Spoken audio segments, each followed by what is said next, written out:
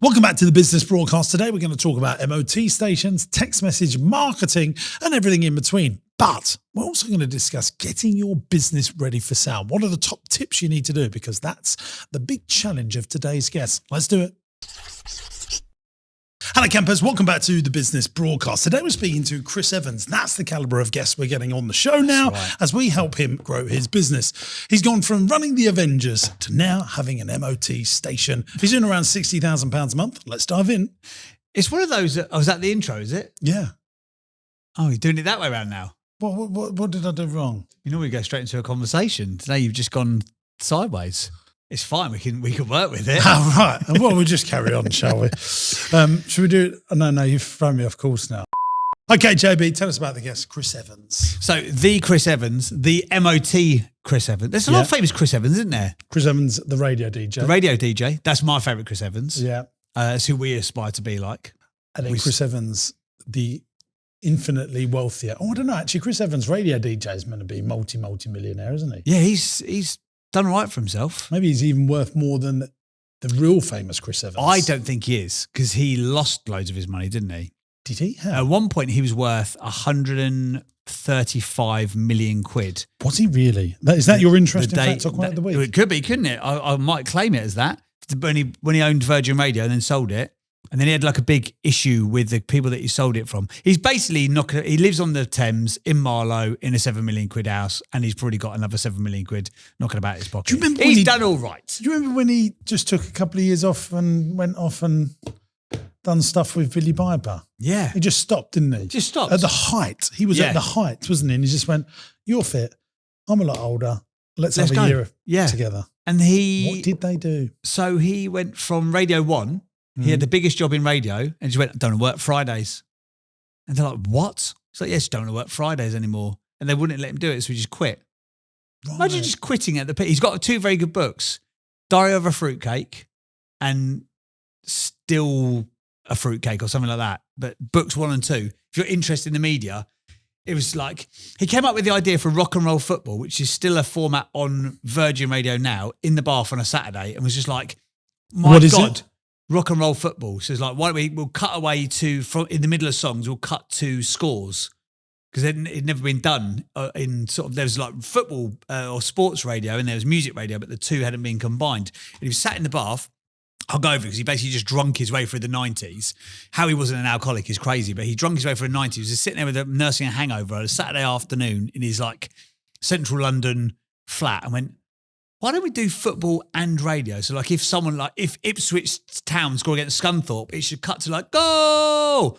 And Ipswich have scored against Scunthorpe, so they have like one sports reader. Went, we're going to do it, and we're going to do it today. Wow. And he literally just jumped out of the bath, ran to Virgin Radio, called his mate Danny Baker, who wasn't cancelled at the time, and was like a very, very intelligent writer, as well as being a presenter. Danny Baker was actually a writer first and foremost. He was like, this is the format that we're going to do. And we're going to do it like from today. All right. Take fast action. And yeah, he was worth 135 million quid. I know he was influenced by Timmy Mallet. That was his. He was Timmy Mallet's producer at Key 103 in Manchester. That's how he got his start. Yeah. So he started at. But he loved how he was on. Oh, he's brilliant. If you listen to Timmy Mallet back in the day on the radio, it was madness, but brilliant madness. And that's what he did. There you go. Right. Interesting fact or quote of the week. Well, tell us about our guest today. It's not that Chris Evans. After all that we talked about, it's actually not that Chris Evans. So this Chris Evans is Chris Evans from MOT Manager. So, I mean, guys, if you're in the motoring industry, you're probably even more excited about it than the other Chris Evans. Yeah. MOT Manager, he's been trading for between 7 and 8 years. They're doing 60 grand a month, 10 members of staff. Biggest challenge, keeping the team motivated, happy and valued. Our team run a lot of the day-to-day stuff in the business, and their commission with our customers is really, communication, not commission. Communication with our customers is really important. Having a fantastic product only works if we have exceptional customer service and technical support as well. So they've got a SaaS-based product that helps MOT stations organise appointments, remind So they're not clients. actually an MOT station? No, they are the software. They're the MOT software. Second biggest challenge, improving the software so our existing customers keep getting more value and making it more attractive to new garage owners. It's a competitive market, so we must keep getting better at what we do whilst not losing sight of our place in the market. So he was saying there's a lot of other softwares that do this kind of stuff as well. So he's got to keep progressing to just keep people happy and satisfied, basically. One of my issues with, software companies have definitely been on a hockey stick over the last, 20, 30 years. Yeah. I do think it is becoming commoditized. Yeah, 100%. And it's going to get cheaper and cheaper to make software. And I think people will start making their own proprietary software as AI in the next 10 years. And I think software companies should be aware of that. Mm. Well, I think it's a Moore's Law thing, isn't it? Yeah. Things get cheaper and easier every decade. Yeah. And then you're in a race to the bottom. And then it becomes, in this game as well, in SaaS, why is Uber's, has it ever turned a profit? As Spotify, I think, have turned a profit for the first time after 15 years. They just lump so much big money at it to get users on board, and then they work out profitability later. But if you're a bootstrapped, smaller entity, you can't. Well, I think what you need to do is think higher barrier to entry. And I think of, if you think there's a tilling company out there, and lots of people probably listening or watching this podcast will know a company called EPOS Now. All of our hotels run on EPOS Now. What EPOS Now have done is they've made a tilling software, and they're 10 a penny, but they also make the hardware. And they sell you the hardware at very competitive prices, and sometimes for free, which gives them a rare and protective form of leverage. Yeah. That you think, well, I get all my hardware from them, I'll use them. And then you're blinded, you're less fickle to the marketplace. And I remember listening to a podcast about Steve Jobs. Steve Jobs got that very early on. He said, we're going to make brilliant software, but we're also going to make the hardware so that people never want to leave us. And people like Microsoft just didn't want to make the hardware, making so much money, making all this software. Why would we bother making the hardware? But anyone that's got an Apple product, it's very hard to leave the ecosystem. So yes, we'll make the software, but we're also going to make the hardware. Most people don't want to do the higher barrier to entry, higher capex stuff, but it puts moats around your business. Would you, because you're in a position where you would have software and the hardware to obviously make the logistics of it work, would you find it something like the billing or the tilling system? That would be a big move, wouldn't it? You'd have to have a huge order of magnitude of improvement to move to a new service, wouldn't you? I'm guessing. Yeah, we have moved multiple times. It never goes smoothly. We've just moved software systems at Roller City, and we were trying a new system that we haven't used before, and it's been an absolute nightmare. But whenever we've moved, an absolute nightmare. But we have employed a full-time developer, so we start making our own software in-house. Oh, really? So you are literally the case in point of businesses will start doing this internally in-house. I used to make our own software, and the salaries to get software engineers was so high, but they've come down now because there's more of them. Yeah. Like you think about, graphic design and video editing, or, there's lots of software that makes that. Do it, yeah. In fact, one of our new staff, I forgot his name, but lovely guy that's working in Party Pieces tech department. He was at college and wanted to be a graphic designer. And he just said, Adobe's getting so good. He said, there's no point in me doing that because I can just see in 10 years' time that I won't be needed. So I've got to be more creative, solve more problems. I mean, there's a little thing. Just, do you remember when you used to start on Photoshop, when you used to cut things out, and that was a very manual process? It's a click of a button now, isn't it? I mean, I can remember watching our graphic design team cut pictures of me out, and they'd be out for an hour doing that. And it's much simpler now, isn't it? Yeah, like remove background button, click. Yeah, even for video as well now. Like doing that for a video in After Effects manually would be, it'd take 4 hours to think about this because it's so manual intensive. But now you could probably do it in 25 minutes with the help of AI, which is amazing. And there's another one that on our podcast that you guys recommended to us, the audio software that takes out noise, which Chuds could have done manually before. And you said to him, just use it. What was that one, Chuds? Love that JB has no idea what it is. Sam told you that, I'm guessing then. Isotope or... You still don't know, look. Yeah, I don't even know. Isotope, yeah. Oh, Isotope, yeah. Isotope RX11. That's why, because I was just calling it RX11. No, just give us briefly what it does, Chuds, and how much time that saves compared to what you would have. I don't know how to do it without that. I would. So you're telling me it saved time, but it's actually just been useful from the get-go. Yeah. Because I never used to do that anyway. If the audio is bad beforehand, I would have just said, look, let's re-record it. But you can do a lot of saving now, which is good. Yeah, so so lots of them popping up. So it'll make the volumes the same. It will take out the background noise. It'll Yeah, get you rid can. of any hisses. I guess specifically, you can decide a vocal frequency is different to a seagull frequency, so you can just kind of remove the seagull frequency. Yeah. Hopefully, that makes sense. but the BBC What would if have I been, do an impression of a seagull? Would it remove that? And then we'll remove your impression. Yeah, No, but please, the point please is- don't try. But the point is, 20 years ago, there would have been some boffs at the BBC that would have Yeah. made an audio show and go, oh, we don't want that, we don't that. And I mean, they would have known how to remove all the unwanted stuff. And that probably would have been a big, laborious task. Yeah, so it'd be like the exec producer Yeah. on a software. They still got it. It's called Hindenburg. And there might have been one of 1,000 people in Europe that Who's know very how to do specialist, it. yeah. And now, Oh, who's a seagull guy? Steve. Yeah. Seagull Steve. Get a seagull Steve on it. There's too many seagulls. Now you don't need it. no, and I just think that's that's my point here. That's my point.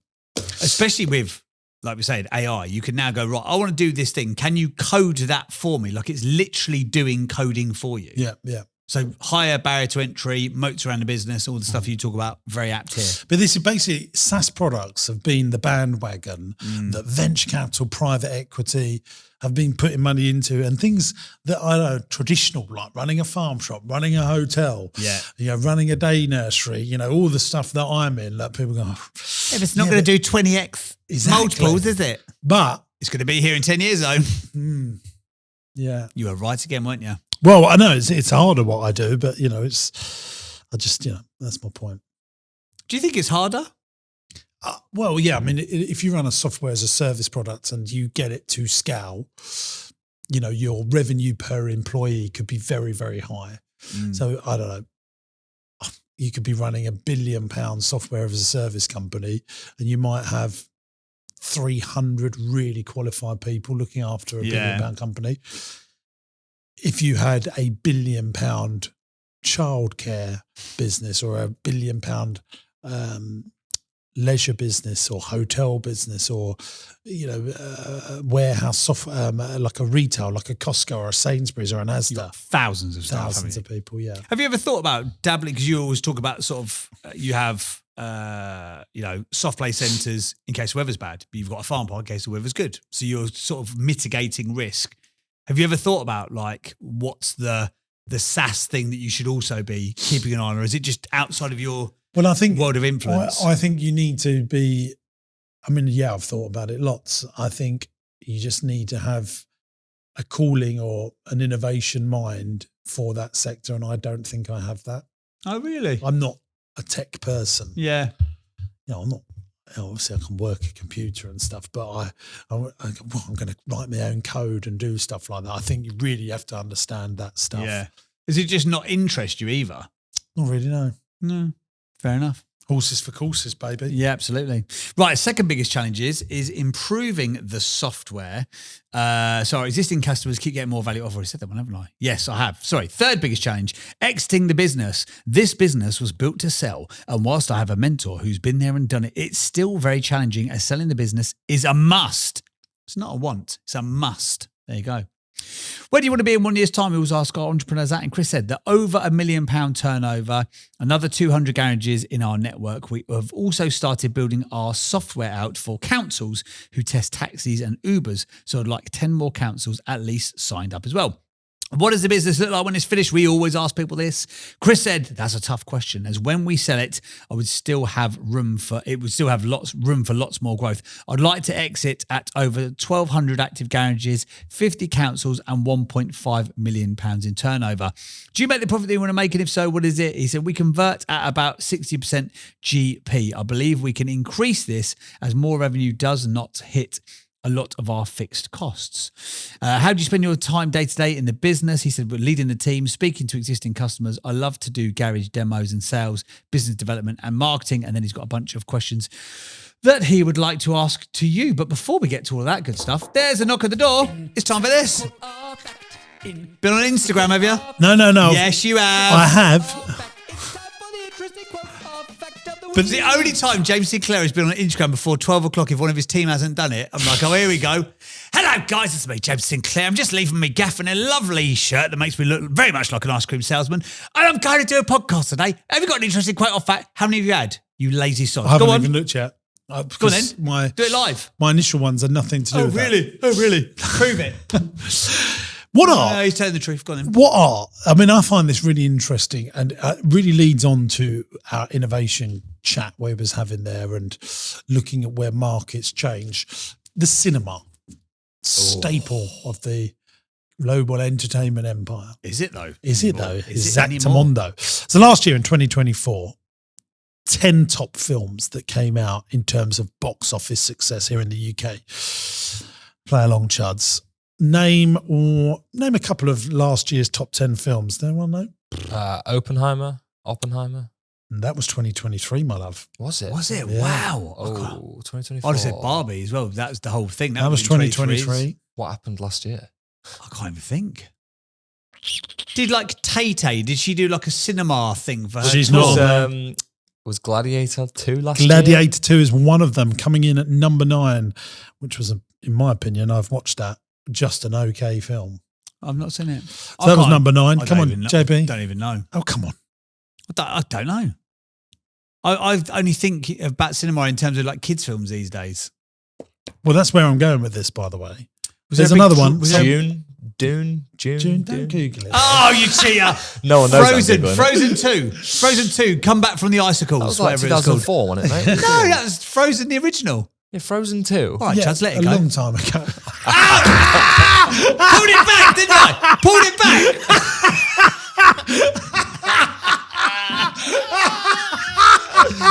Come on now. We lost him. You just got that. That was very good. Yeah. That was very good. You planned that very well. Oh dear. Right. Just okay. tell us some of them. So number 1 with Ariana Grande was Wicked. Oh, of course. Yeah, last year. She won all the awards, didn't she, this year for it? Again, I got to 20 minutes into that and thought, I'm watching this. Really? Number 1 was Wicked. Number 2 was Inside Out. Number 3 was Deadpool and Wolverine. I thought you would have got that. Yes. Number 4 was Despicable Me 4. Despicable Me 4 at number 4. Number 5 was Moana 2. Number 6 was Dune Part 2. Dune Part 1 was very good. Didn't like Dune Part 2. Number 7 was Paddington in Peru. Number 8 was Mufasa the Lion King. Number 9 was Gladiator 2. Number 10 was Sonic the Hedgehog 3. So a couple of things I want to say here. Loads of these, the majority of them are sequels. Or I mean, yes, every single one of them are established brands. There's nothing new. Yeah, that's interesting. Yeah, Wicked is The Wizard of Oz, been on Broadway Inside for Out, 30 blah, blah, years. blah, blah. Which one of those 10 that I've read out came in as the highest grossing one worldwide? Wicked. No. Inside Out 2 at 1.7 billion worldwide. Madness. But the point I'm saying here, now, I don't know if you picked this up on it. Inside Out 2, Despicable Me 4, Moana 2. Paddington in Peru, Mufasa the Lion King, and Sonic the Hedgehog 3, which is 60% of the top 10. What do they all have in common? Kids films, animation. Yeah. Kids films, animation. So kids films are keeping cinemas going. I haven't been to cinema other than see kids stuff. We've seen Minecraft and Sonic in the last 6 months. The last time I went to see a proper film was with Chuds. We went and saw Oppenheimer. That was the last time I went to the cinema. Do you think it's kids' films keeping cinema open, or they haven't made any world-class original stories? Because I don't know any other films that came out that are amazing anyway. Well, I don't think... So those kids' films compared to a year where lots of original stuff came out, then you can compare, can't you? I think you'll find that it's the kids' films for the last few years that have kept it going. I think... Because I've done a bit of reading on this, is James Bond and Barbie. But even Barbie, I mean, really, that's a kid's film, isn't it? I've watched it. Yeah. Darcy watches it. Oppenheimer was the last. I mean, Gladiator 2 didn't do very well. But Oppenheimer and Barbie, that was driven by them being combative. It was almost like Blur and Oasis or Neighbours and Home and Away, like those like classic I think Oppenheimer's battles. numbers would have been the same without Barbie. Do you think? Yeah, because it was. I 'cause think the narrative just switched though, didn't it? To like how many people are seeing which ones. But that's the marketing you saw. If Barbie didn't exist, you would have seen some different marketing. Maybe. You're comparing it to something that you don't know. That makes sense. But yeah, So data can always be biased, can't it? even Wicked is a kid's film, isn't it? Really? Deadpool and Wolverine. that's definitely not. But it's a Well, a sequel, isn't it, or a prequel? Yeah, it's just I just think it's really interesting. What does that? I think there's a little marketing tip in there. People like familiarity. Yeah. They like habit, don't they? I saw You've really Gladiator 1, so I've I'm seen going to go 2. see Gladiator 2. I think Your bets are hedged quite well Yeah. if you're a I producer. think also with cinema, it falls in between because you talk about, some stuff that's like recession proof. So people might not be able to afford to go on holiday, but they'll afford to go, for a McDonald's Happy Meal, for example. So you can still go out on a Saturday and do something. Cinema sits in that sticky middle because we went to see, what did we see? Minecraft or whatever it was. It was a 90 quid morning out. And you're done by 11 o'clock. Well, So I if think you had Minecraft seats- will be in the top 10 for Oh, yeah. 2025. Oh, yeah, Because definitely. my I think kids it'll have be gone to see that. the number one. But in terms of like for families, and we're a small family, we're a family of 4. But if you go seats, popcorn, drink, tickets, you're in for 100 quid. And you're done by 11. They only get like 15% of the ticket sale, maybe even 30%. We should get that.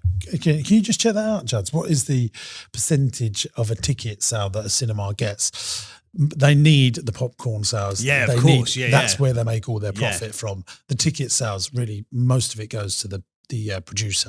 Which makes sense, but We'll still get it from Juds. Have you got it, Juds? 35 to 40%. So they get 40% max. Yeah. As low as 35%. So they really desperately need those popcorn sales because they're massive buildings, huge business rates, of course. the VAT, massive rents, lots of heating, and can you imagine what it costs to run one of them big multiplex cinemas? Well, that's why they're all getting shut down and being turned into around my neck of the woods in South East London. They're all like mega churches. That's the only sort of like thing that can take a space like that and the business rates. Whether they have business rates. Those mega churches are big businesses. They're huge. Yeah. No VAT, no tax. There is an amazing podcast about American mega churches by Wanderer you should check out. It's unbelievable. And what's that one called? I can't remember. I'll have to find it out in the break. But it's definitely Wanderer did it. It was about mega churches. It's like some of them are doing like 600 million quid a year. Like they are huge. Well, I'll tell you a little story. Back in the day, Partyman Ward Lakeside, which is my play centre in Lakeside Shopping Centre, we had a day nursery there. And on Saturday and Sunday, at the back of the building, there's the day nursery. Doesn't get used. So this church came to me and said, we hire out the cinema on Sundays. Could we rent your nursery out on a Sunday? And they offered me like £1,000 a month for, I don't know, £600 a week. I remember it. I was like, yeah, crack on. Here's the keys. Off you go. They said, the problem is you need to come to at least one of the sessions and see the church. When I went to it, it was like Whitney Houston in concert. It was amazing. Absolutely, yeah. But when you go to a Church of England thing, someone hands out the tray and you put £5 on or a couple of quid or something like, not there, direct debit forms. Oh, really? That's what was they it? handed out. And that was back in 2009, 2010. Yeah. Handing out direct debit forms and people were signing it up and you had a choice, 50, 150, 250. Well, a lot of those mega churches, they do what's called tithing, don't they? So you have a percentage of your salary that should be given to the church. Yeah. So you might give 20% of your annual salary, like I say, on these direct debit forms, and they come out every single month. So there you go. Mega church. Maybe that's what we should get into next. Mega church. No tax. No tax. Business rates on a church? No. So you just free No cash. VAT. Free Don't pay cash. anything. So is there a spin that you could go? Like, That's why. I mean, I don't want to get like, no, listen. okay. I mean, we don't do politics. We don't do politics. We don't do religion. No, we're just doing religion. Let's just leave it. We don't do it, but we do both. Well, there you go. I've got a quote. Go on then. For interesting factual quote of the week. You can't model for what is next based on what has come before. Okay, one more time. You can't model for what is next based on what has come before. I don't even understand. So someone was It's talking another about JB quote. Do you understand that, Chuds? Yeah, of course. Sorry, Chuds, I muted you. I shouldn't because you're the best thing about this podcast. Go on, say that again. Yes, of course. That's Thank what you. I said. Well, just stop. Chuds, can you just explain the meaning to us? Say it one more time. No, all right. You don't even have to. He's basically saying what got you here won't get you there. That is there or thereabouts. Why didn't you just say what got you here won't get you there? Because no, you can't model for because what everyone's doing at the moment, they're looking Can't at even like how understand you it yourself, created. dear. No, if you let me speak. Sorry, it's just so many colours going on here. I'm blinded.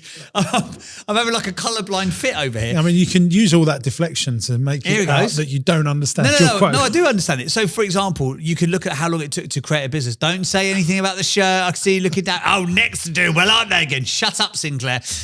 You can look at like what it took to build a business before, but we didn't have AI in the last 10, 15 years. Yeah. So now, like you talk about like the coding thing, we talk about it with this business. Like it would cost you a lot of money. Oh, forget it. No, I Forget get it. it. No, forget it. If That's James right, yeah. built his businesses next year, how he built them and when he started, Yes. it would be stupid. He could, exactly.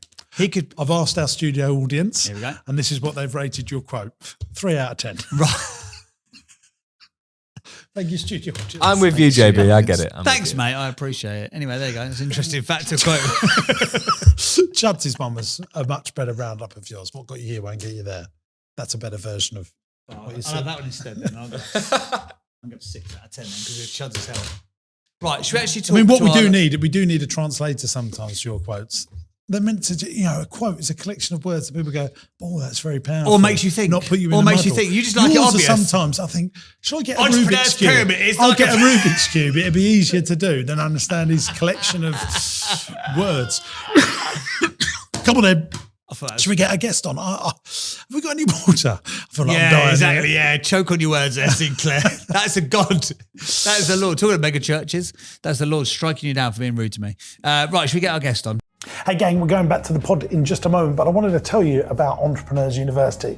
This is a platform that I've created for entrepreneurs and business owners that are serious about growth. There's 100 video lessons from me on everything in business, raising finance, buying companies, property investment, and everything in between. Attached to each video is a downloadable PDF that goes into more detail about what we've learned in the video. It goes one step further than that because I've also put stuff that you won't get anywhere else onto Entrepreneurs University. The lessons go into way more detail, but not just that. You're going to get my business plans, my spreadsheets, and all the files that I use to drive the KPIs in my business.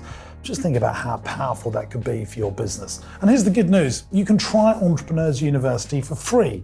14-day free trial. After that, it will cost you just $49.99 a month. That's less than a pair of Nikes to grow the profitability in your business. There's a link in the video description, and I cannot wait to see you in Entrepreneurs University. Let's get Chris on. Hey, Chris, how are you, sir? I'm well. Good to hear. Good to hear your discussions there. Well, There we go. we thank you for being on. Let's ask him, do you go I've to the been cinema? I've been to Joel Osteen's mega church in Houston, Texas, Lakewood. 18,000 people on a Sunday morning, and they do it twice. 18,000 people. Wow. That is. And they do it twice. Thanks, man. Well, everyone leaves and they do it again. Why have you been Incredible.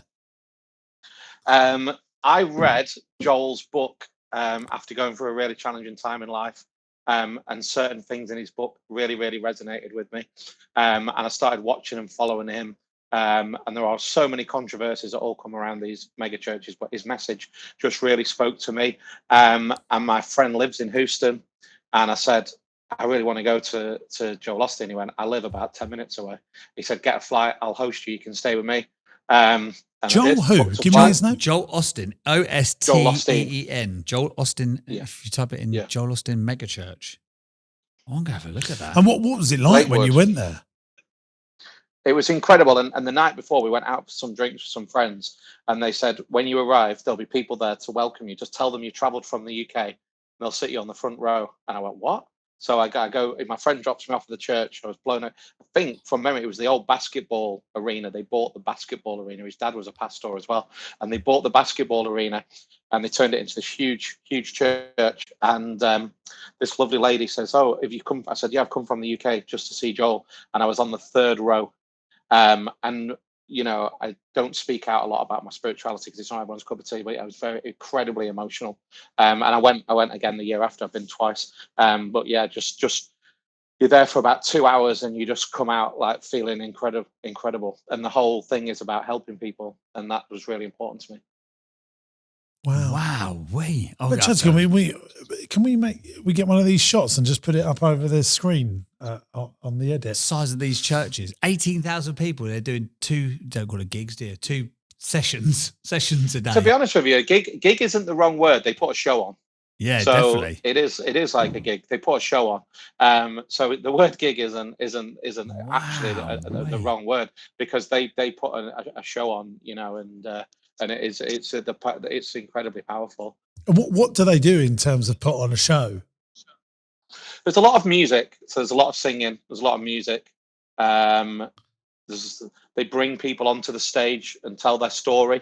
So they may have helped a family that have been in a really bad situation, and the church have helped them. Interesting. Wow, we've never covered that on the show before. No. Blimey. Right, let's get back into the business side of things as well, shall we? That's what we're here to talk about fundamentally. So we obviously chatted a little bit about MOT Manager and what it does, Chris, but could you give us a bit of a summary and a synopsis of the company in your own words, please, my man, just so the listeners and the watchers can understand who you guys are, what you do, and where you've come from? When we first started, there's 3 of us that own the business, and my 2 business partners own a big SMS business. And I heard James speaking about how underused SMS is in marketing, and he referenced Domino's, and that's an analogy I've come out of myself. So SMS, text message marketing, is massively underused. So the 2 guys that I'm in business with, they have a big SMS company. I was dabbling in SMS going back to 2009. Educating businesses, saying you need. So, Chris, can we just stop you there, just for listeners, just in case you don't know, SMS is text messaging. Yes. I just wanted to just say it. Carry on, Chris. Yeah, I should refer to it as text messaging, but yeah, absolutely, you're absolutely correct. So back then, I was going to garages, and garages were sending out their MOT reminder on letter, and I was like, you should be sending this out on text. You're sending out letters. It's costly. It's old hat.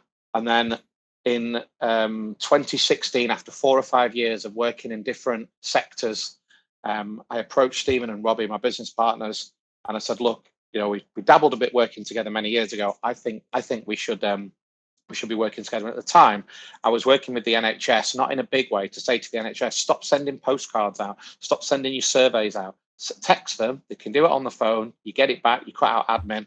And Robbie, who is the developer of our software, so he's a software developer, that's the part he plays in the business, had written software where actually you could get the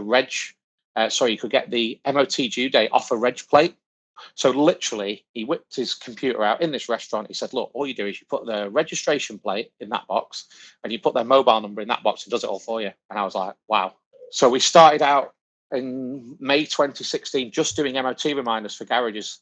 And over time, the first 12 months of doing the MOT reminders and simplifying that task, for making it very, very simple for garage owners, then they started to say, if you could develop a really simple booking in system where we could book all our vehicles in. So Robbie set about and we built this booking in system. And then off there, we've been able to become a full garage management system. So now you can do your invoicing on there. You can have your stock control on there.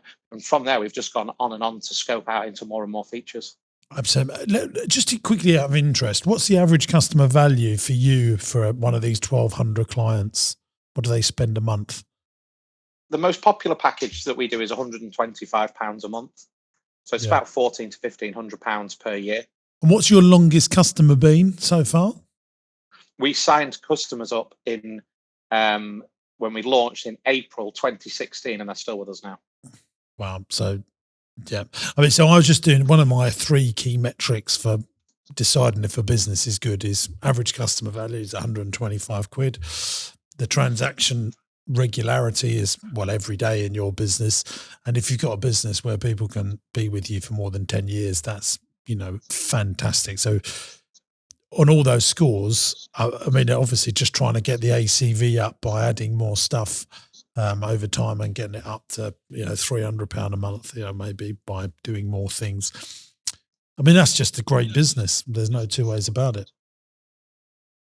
Yeah, and it was interesting to hear you in when you spoke at the start about SaaS businesses and the fact that people can do more and more on their own.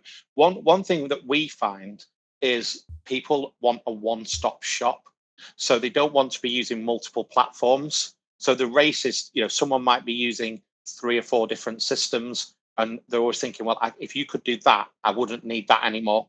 So I no longer need this. So whether you'll ever be a one-stop solution, so Chris, what I'm trying to say is, when I started out 10, 15 years ago looking at making software, to find the developers, the software engineers, if you like, was much more of a challenge than it is today. Similarly, to find someone that can make and edit videos 15 years ago was much more than a challenge it is today. And in another 10 years, I think it's going to get much easier to make software, to do tweaks to software, and there'll be more people that will be able to do it. That's what I'm sort of saying. Because I'm not disagreeing with that at all. And I think it's it's actually, I took that as a positive message, what you said, because likewise, now with the software as service model, big software companies who are maybe employing 8 developers need to keep those developers busy. Mm-hmm. So the other thing is as well, if you've got a really good idea, this company will build that software for you and effectively rent the software back. So years ago, if you didn't have a developer on board or you had to go and hire one, the cost would outweigh your great idea. Yeah. Whereas now, if you've got a really good idea, because generally the developers aren't the ideas people, they make it happen. So you're the person that's going to market it. You're the person that's going to monetize it. They will happily build it to you. And yes, there are risks. And you have to make sure where your software lives and if anything happened to them and intellectual property and all those different things you get bogged down in. But I think the great thing now for people is if you've got a really good idea, you can get that software built and they will effectively rent that back to you. And or I would use the term mortgage, which makes sense to people. You can say to them, look, I haven't got £500,000, but I can certainly give you £5,000 a month and scale. And then when I hit that point, you have a hold over it. That's what people can do. And I think that it literally lets the wheels off. Right, let's jump into the challenges then to move this forwards a little bit. So biggest challenge you said was keeping the team motivated, happy and valued. Our team run a lot of the day-to-day stuff in the business and their communication with our customers is really important. Having a fantastic product only works if we have exceptional customer service and technical support as well. So give us a bit more context of that challenge and see if we can give you a bit of advice. So take customer service as one. I think people, when you're in companies, like so many UK companies have outsourced their customer service out of the UK, and even their complaints department has gone out of the UK. So you get your gas or electric bill, it's completely wrong, they've messed up. You ring up and you're just in an argument from the very start. They don't understand what you mean, and it's all chaotic. So with our garages, and we have hundreds and hundreds of garages, one of the best things we have to do is have incredible customer service. So if they ever ring up and they're a little bit unhappy about something, or they want to change something, or they want to do something, that the team, deal with that straight away. So what's the actual challenge then, Chris, with that? That really good people that are really good at that are attractive to other businesses. So they retention will almost. Yeah, very good people that are running your business. I think there's 2 exits for them: going and setting up and running their own business. And one of the things that we're fortunate with is with the type of business we have, it's a big operation to set up and run a SaaS business. So you're not just going to overnight be able to leave and compete against us like you can in some businesses, but definitely other companies and other organizations will want you. So we've got to make sure we're treating them right, that they're respected, like you say, that they have that authority to do stuff, so they come in and they can make decisions and then pay them the going rate. But you haven't got actually that as a problem right now. No, it's not a challenge we currently face. No, but it's one that I always feel that when you've got, I think a lot of business owners are remiss about it, to be honest with you. Sorry, but Chris, I think that's more of a statement than a challenge. It's your beliefs, yeah. I don't know. I find it a challenge to make sure that a small team are all happy and don't want to leave. Well, I think, look, but the better you become, the better your team become. That's my view on it. And I don't think you need to worry. I think you've got that pretty well covered and you understand what you need to do. I think the third challenge, I just think for the listening audience who wants to get some takeaways from this as well. So you talk about exiting the business. So this is probably one that Jimbo can really help with. Exiting the business. This business is built to sell. And whilst I have a mentor who's been there and done it, it's still very challenging, and selling the business is a must. So are you in that process now at the moment then, Chris? We've had those conversations. And it's just crazy because, and again, James touched on it in the opening when you talked about venture capitalists. They swarm around businesses like this. I've sat down in front of venture capitalists. They even almost tell you this is going to be brutal. So think about it. And that's not a route that we will go down. Two things will happen to our business. We will either be took in by another company that does similar to what we do. So they're in the same space. They might sell parts and they want a software business. They might have a software business and they want to inherit our garages and our turnover, and also whether we leave or not. They might want to buy us and keep our team, or buy us and take us into their own network. So and you get asked these questions when you sit around the table, and the answer generally is, I don't know. If someone says, we're offering you that, but Robbie, the developer's got to stay, and here's his package, and he'll consider that. But we don't want you, Chris. We don't want you, Stephen. Oh, but we do want those 5 really good people that run it. So the challenge there is you sit around the table with these people, and I generally do it through people who've been there and done it. That's my big ethos in life. Find people that have done it. Most great people will help other people. So if a good person has built a business and sold it, they'll generally want to help other people. That's just in where they are. So most of the conversations that I have around exiting are with people that have been there and done it, or that people have put me in front of these people. So they maybe give me a slightly easier ride because there's a mutual respect there. But until someone puts the deal on the table and says that is my offer and that is the conditions, which I haven't got to yet, it's really difficult to consider. And like I say, these people. But I mean, look, I'm just going to jump in, Chris. If you want to sell your business, you need to go through a competitive process, and you need to get some professional advisors around you. I would use Grant Thornton for something like this. You need to get the EBITDA up to £1 million. Once that's how you get multiple people wanting to buy it and give you the higher multiples as well. You do not want to be the negotiator. You want to have an intermediary. It takes around 18 months to sell a business on average, if you ask any of the big private banks like Coutts and Barclays Wealth here in the UK. In fact, they produce documents from when you start the process. So you definitely need a professional advisor that will drive the multiples up by creating a competitive process. You just never want to, when you're buying, you want to be in a one horse race. When you're selling, you want to have multiple horses after your business. Do you also have to go into the sale knowing what you want? Because it's almost, Chris is saying there about I think the professional advisors will craft that for you. And they will give you the real, look, this is where the market's at. Yeah. If you do this, this and this before we go to market, you're going to get that extra 1 or 2 multiples. Do you think that's important though, to go into it so that because otherwise you sort of you're fielding offers. If people fancy having a look at it, you have a conversation with them. But in your instance, if you're doing a sale, this is the bit of my business I'm going to sell. This is what I want to get for it. This is why I want that number. And then obviously Grant Thornton is still going to give you the advice because you've done a lot of buying, but maybe not a lot of selling. Mm. But you go into it knowing what you want. And if they turn around and go, well, you're only going to get £1 million for that, and you're thinking you're going to get 10, you're going to go, well, I'm going to carry on trading it then. Basically, yes. That's one of the things. But you've also got what you will have with, I can hear a little echo, can you? What you have with using a professional advisor, someone like Grant Thornton, there are others. It's just that I have a relationship with them and I think they're really good guys.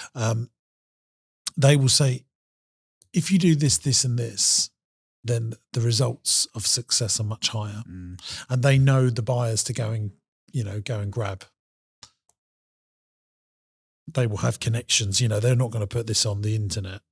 They will go and approach people that've got the money and that are ready to go. Who are in your sector and space as well. Absolutely. Do you find as well, James, that if you're selling a business, the people buying it can also have I mean this in a positive way, an ulterior motive. So a business wants to buy your business, not necessarily just for the business that it's in, the shape that it's in or the space that it's in, but they have another direction. So for instance, with us, we say a parts company bought us, their motive is going to be that you can order their parts through our software, and they want to try and control the after sale parts market. So they actually have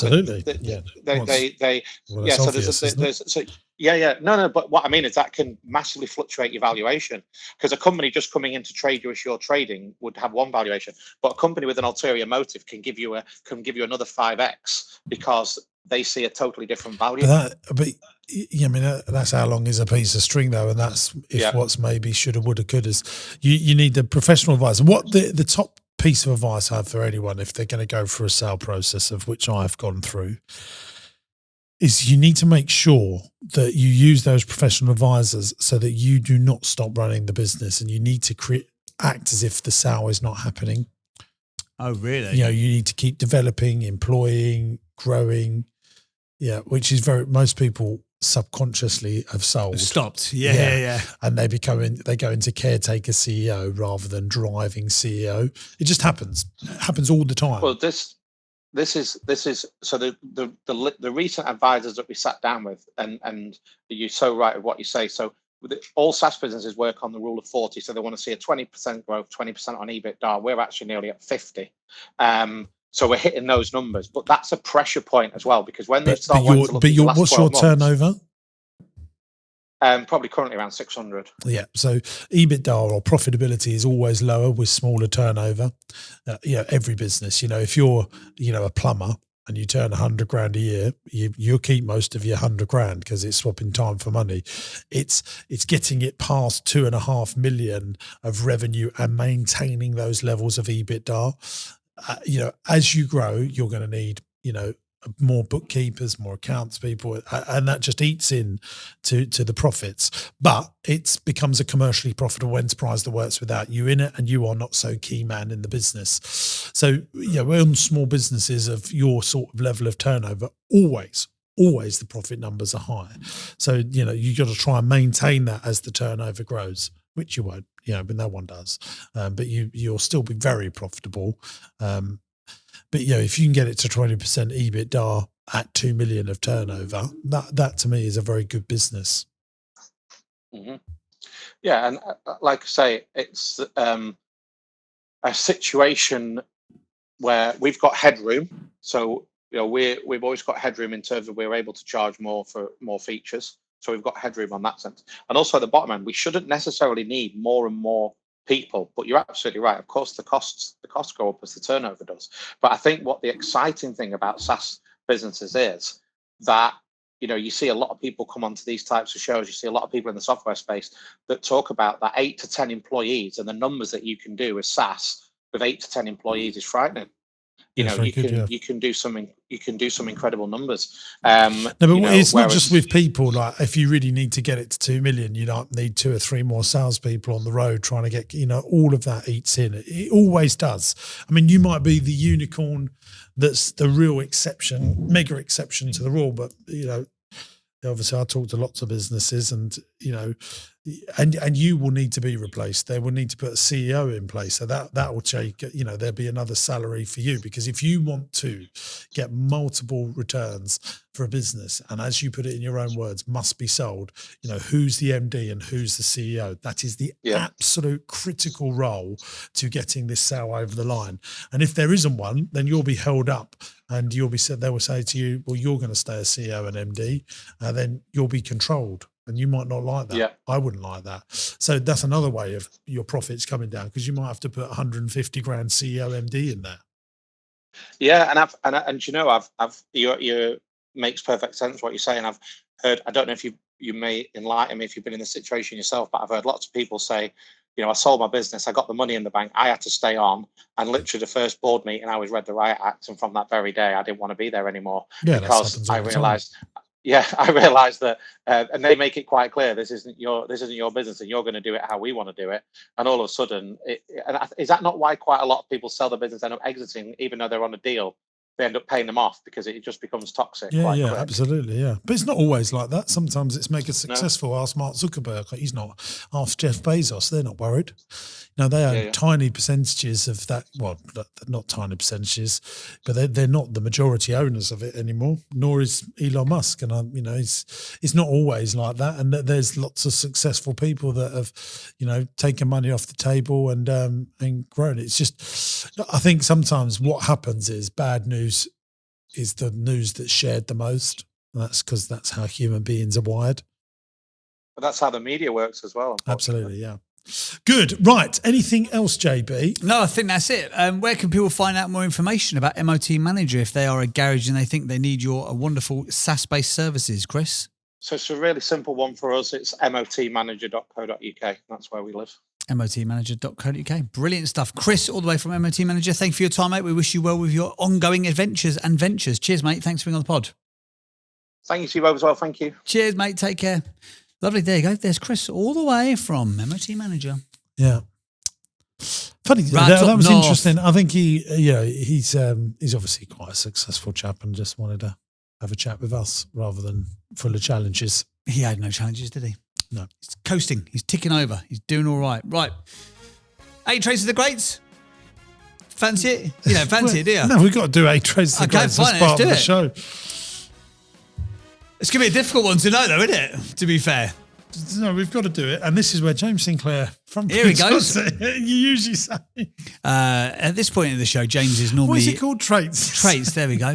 In between time, I'll... I'm here. I'm He's ready. He's got it. Okay, I'm ready, fine. baby. Go on then, what's your 8 Okay, traits? they start with the end in mind. He gets that. Oh, yes, he does. They're passionate about their cause. Oh, he loves a bit of garage stuff. Untold amounts of resilience. Oh, we don't know, do we? We don't know. We have to give him a 0. Well, yeah, he flew give him to an O Texas if we for- don't know. Oh, that's a new one, isn't it?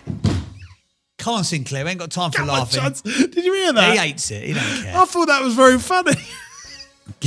Chance, not even a He smirk. don't care. Not even a rise of the lips. He don't care. He Uh, zoned us out. create great relationships with people. Oh, yeah, I reckon so. Yeah, commercial awareness. I think he's got that. Do you think? Yeah, I do think he's got that. Okay. He was saying the right things, Yeah. Fine. Innovator. I don't think you can be an assassin, not be, can you? Are we on for a biggest score of all time? Come on now. Born marketeer. I don't think so, no. He's got 6. 6. Oh, what's I was giving him staying teachable. I'm not sure. Oh, here we go. No, I'm saying 6. You've always Well, I didn't given think. I this think one he away. was just coming in to give statements today. Nice guy. I really liked him a lot. Yeah. But I don't think. No, I think no. didn't We're come giving to him learn 6. anything. What was that? We had that really good one that person. We need to print that off from the. That's our theme music doesn't work. What was the 6? Oh yeah. He's got a 6. He's got a few tricks. It was tricks, wasn't it? Yeah, we need to have these I was thinking printed something out. else that rhymes with 6, and it wasn't that. No. He got a 6. He's got some tricks because he's got a 6. Yeah. MOT Manager. Yeah. It's definitely need to print it out. You're right. Right, we need to print it out. We need to have, Chuds, can we just put some notes for Stevie for next one? Can we have a Fomex board of the 8 traits of the Greats on A4? That makes you do all your printing in house. It would make more sense if you ever to scurry around. Yeah, so we want a Fomex A4 board And then we want the lyrics. and the lyrics from that brilliant YouTube quote that someone said, he's got a 1, he is done. Yeah, we need it. We need it on a Phonemex board. He's got a 2, he's up for a poo. I don't think that's what 2 was. Could have been, though. I know what you're thinking, guys. God, bloody hell, is this podcast over yet? No, my friends, it's not, because it's time for the business quiz. It's Jim Cheers, versus JB on the quiz that's businessy. Business knowledge and it's fun. Which one's clever and which one's dumb? Let's get quizzy. Izzy Wizzy, let's get quizzy indeed. Inside this quizzical folder. I reckon there's a software quiz. I think it's going to be motoring. Oh, is it? Okay, come on then. So in here, there is going to be a quizzical question about roughly around the subject that we've talked about today on the pod. Me and the icon of business in the UK, James Sinclair, will go head to head in a battle to see who gets closest. What percentage of consumers prefer text message marketing over other phone activities like email and social media? So I'll repeat the question. No one prefers marketing, do they? What percentage of consumers prefer text message marketing over other phone activities like email or social media? Well, text message marketing is definitely more effective because the data tells us that, whether people prefer it or not. But text message marketing doesn't annoy me. We've got to write our we've things. got to write it down. I got a pen because you lost it last time, didn't Yeah, you? there you go. Oh, It's there you okay. go. And I've got another one over here. Okay. What are we going with? Oh, I can't tell you because then that's the game, isn't Yeah. it? Come on, love. I just don't know. Diddle-diddle-diddle, It's a guess from me. diddle-diddle-diddle. And it's a guess from me. 60% from Sinclair, 68% from Bert the Burke. Who is closer? Let's find out. Who prefers? Here you go. He's already getting his excuses. I can see it on his lips. But I mean, nobody really prefers it, do they? They just put up with it, but nobody prefers it. Yeah, better question would be, what's more effective? And who are these people that we're asking? texts do work though, don't they? I still, if Absolutely. the garage messages me. Oh, and the answer is 78%. Give me the goddamn cup, chuds. 86% of businesses have used SMS marketing in the past year. SMS messages have an average of 90%, thanks mate, click-through rate significantly higher than email. Wow, that's massive. Yeah. Just to reiterate that for small businesses, 19% click-through rate if you send the same message on a text as opposed to an email. That is massive. Yeah. 4% general click-through rate online. Yep. So that is 4.5 times more effective. Call it 5 times. Global And SMS. a good chance of it being seen. Because, yes. I mean, you wake up in the morning, don't you? You go on the email purge, delete. Don't even look at it. See, I've had one today about my car insurance. Like I wouldn't even like click this link and we can organise all your car insurance. We've got to pick up your thing. But you know why it is? It's because it's Mad. it's 3p. Yeah. A lot of businesses go, I'm not spending. I'm not going to spend it. I can send an email. It's free. Yeah, and so Is that you never want text messages to be free, so Yeah. that it stops everyone doing it. Yeah, too right. Moat around the business, isn't it? Yeah, absolutely. Global SMS marketing, the global SMS marketing market, that's why I got confused, is projected to reach 38.4 billion by 2030. It ain't going anywhere, people. So there you go. Good chats. Thanks for listening to the business broadcast. I'm James Sinclair. Got You anything can to find flog me on Instagram at James Sinclair Entrepreneur. And if you want to find JB on Instagram, you just find at James Burt Official. If you'd like to come and see us live in London for our big theatre show, we're doing the Leicester Square live theatre show. James Sinclair, James Burt, we'll both be there. You're coming. You can buy tickets. I'm such a bit part, I forgot I was even going to be there. Yeah, absolutely. James Sinclair's going to be there talking about himself in the third person. No one's coming for that shirt. They're coming for this Well, they're shirt. coming for that jumper. This is Cafe Deli. I know, I better not talk about negatively about it. Then we're You getting look all- like you're wearing a Cafe Deli uniform. I do feel like I'm wearing a cafe. Without We all live in needing James to wear it. we live in James Sinclair's world. It's James Sinclair's world. If we you'd just like to live come in it. to the theatre show, tickets are £32 plus booking fees at LeicesterSquareTheatreLive.com. Why'd you go northern when you talk about London? I don't see Leicester Square Theatre Live. It's there's a link in the video description or a link on my website, jamessinclair.net, that will take you to the website. And we are nearly full up. We really are. We're over halfway, baby, and we really need to Months and months start to go. mentioning it. Yeah, we haven't mentioned it very much at all, have we? A couple of posts. It's going to be good. It's going to There be you good. It's going to be good. Chud's got something to say. 9th of June. 9th of June. Oh, it's the 9th of June this year. Was it the 9th of June last year as well? I don't know. It's very good though. It's going to be good fun. Good What fun. film's that from? It's going to be good. It's going to be good. Oh, Happy Gilmore. No, it's going to be good. Like Bruce Almighty or something. Yeah, baby. Oh, nice. You two are so weirdly entwined. Right, anything else to say? Done. Right. Bye, everybody. See you Bye-bye. next time. Thanks for watching today, gang. I hope you enjoyed the show. Now, look, we're looking for some great businesses to come on the podcast. If you've got challenges, but you're desperate to grow your business and you can't necessarily work out how to do it on your own, you'll be a perfect candidate to come here on the podcast. It's absolutely free to come on the show. Go to my website, jamessinclair.net, and there's a podcast button. Click on the podcast button, fill in the application form, and we'll do our very best to get you on the show and try and grow your business. If you're loving the podcast, make sure you subscribe to the channel by clicking here. And why not give this one a watch? I think you'll like it.